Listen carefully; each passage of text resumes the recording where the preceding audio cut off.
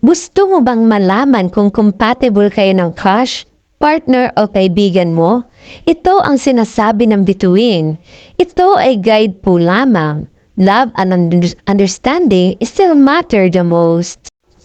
Ang astrology ay nakabase sa 4 na elemento: apoy, lupa, hangin, at tubig.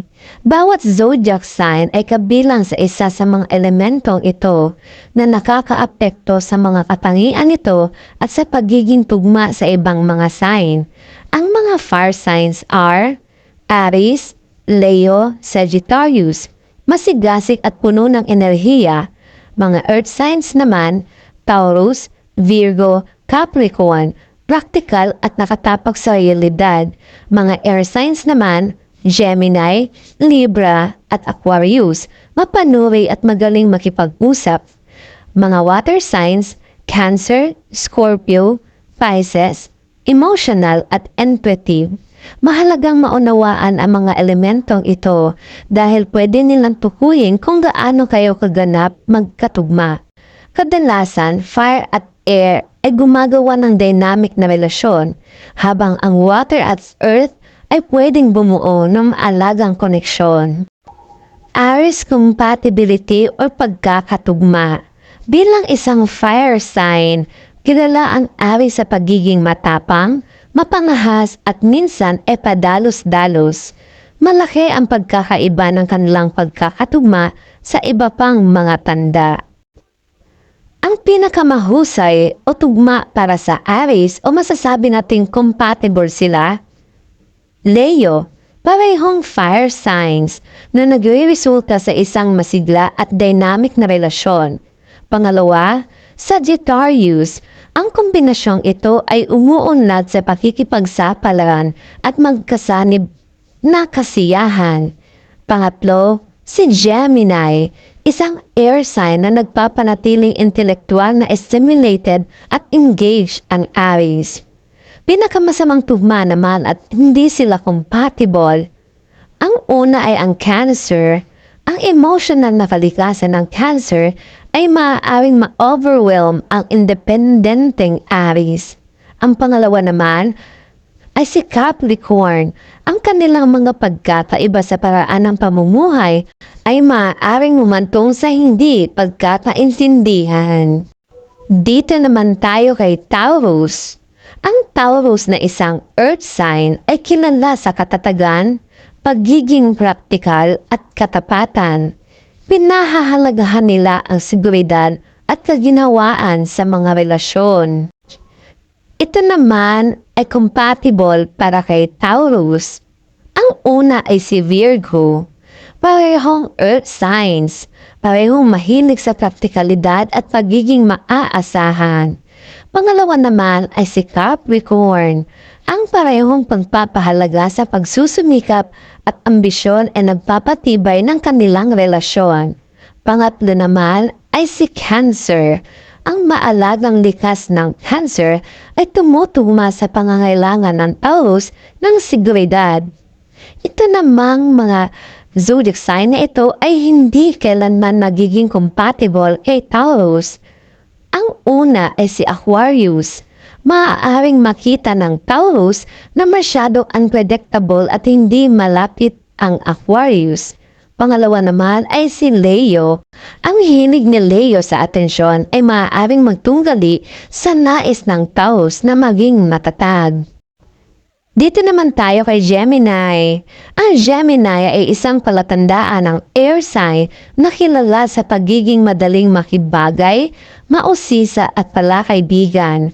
Mas nagiging masigla sila sa mga relasyon na dinamiko at nakakapagpasigla ng isip. Ito naman ang mga compatible at pinakamagandang tugma para sa mga Gemini. Ang una ay si Libra. Parehong air signs kaya nabubuo ang relasyon sa pamamagitan ng mabuting komunikasyon at mga social na aktibidad. Pangalawa naman ay si Aquarius. Ang parehong pagmamahal sa kalayaan at pagiging malikhain ay magpapanatiling kawili-wili sa relasyon. Pangatlo ay ang Aries. Ang adventurous na espiritu ng Aries ay bumabagay sa pangangailangan ng Gemini sa iba't ibang karanasan. Itong mga zodiac sign naman ang hindi kailanman tugma or compatible para sa Gemini. Ang una ay si Virgo. Maaaring magka-conflict ang malayang espiritu ng Gemini sa pangangailangan ng Virgo sa kaayusan. Pangalawa ay si Pisces. Ang malalim na emosyon ng Pisces ay maaaring maging labis para sa masiyahing Gemini. Dito naman tayo kay Cancer. Ang Cancer ay isang water sign na kilala sa malalim na damdamin, intuisyon at maasikasong katangian. Naghahanap sila ng ligtas at mapagmahal na relasyon. Dito naman tayo kay Cancer. Ang compatible kay Cancer o pinakatugmang zodiac sign. Ang una ay si Scorpio. Ang kombinasyong ito ay matindi at puno ng damdamin na nagtataguyod ng matibay na koneksyon. Pangalawa ay si Pisces. Parehong water signs, kaya naiintindihan nila ng gusto ang emotional na pangangailangan ng isa't isa. Ang pangatlo naman ay si Taurus. Nagbibigay ang Taurus ng katatagan na hinahangad ng isang Cancer. Ito naman ang mga zodiac sign na hindi kailanman tugma kay Cancer o hindi compatible. Una ay si Aries. Maaaring magsalungat ang malayang ugali ng Aries sa pangangailangan ng Cancer na maging malapit. Libra. Ang mapang-akit na kalikasan ng Libra ay maaaring mag-trigger ng insecurities ng isang Cancer. Ang pagkakatugma naman kay Leo.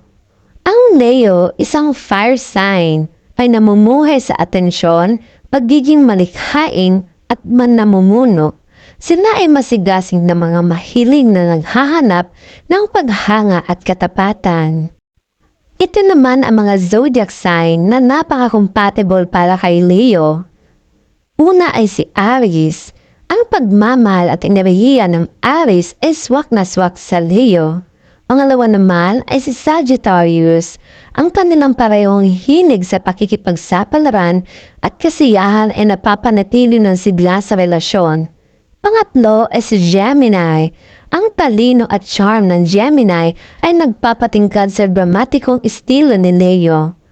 Ito naman ang mga zodiac sign na hindi tugma para kay Leo.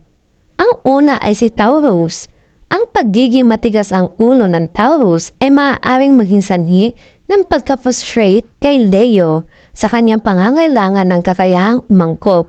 Ang pangalawa naman ay si Scorpio. Ang tindi ng Scorpio ay maaaring mapapawan ang pangangailangan ni Leo para sa kalayaan. Compatible naman kay Virgo. Ang Virgo ay isang tanda ng lupa na nakilala sa matalim na pag-iisip, atensyon, sa detalye at pagiging praktikal. Pinahahalagahan nila ang komunikasyon at intelektual na koneksyon. Ito ang mga zodiac sign na mahusay na compatible para sa Virgo. Una si Taurus. Pareho silang may pagmamahal sa katatagan at pagiging praktikal.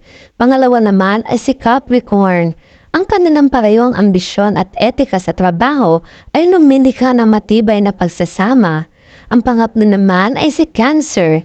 Ang mapag-alagang kalikasan ng Cancer ay bumabalanse sa pangangailangan ni Virgo para sa seguridad. Itong zodiac sign naman ang hindi akma o tugma or compatible para kay Virgo. Una si Gemini. Ang kanilang magkakaibang estilo sa komunikasyon ay maaaring magdulot ng hindi pagkakaunawaan. Pangalawa naman si Sagittarius. Ang pangangailangan ng Sagittarius para sa pakikipagsapalaran ay maaaring sumalungat sa kagustuhan ng Virgo sa rutina. Paalala lang ko, ang gabay na ito ay para sa kasiyahan lamang. Ang tunay na pagkakasundo ay nakasalalay sa pagmamahalan at pag-uunawa. Salamat po sa pakikinig. I-share mo ito sa iyong kaibigan o mahal sa buhay. Kung napanood mo ito, ikaw, anong zodiac sign mo? Sabihin mo sa comment section kung tumugma ba ang mensahe para sa iyo. Huwag kalimutang mag-follow, share, and subscribe para sa araw-araw na horoscope.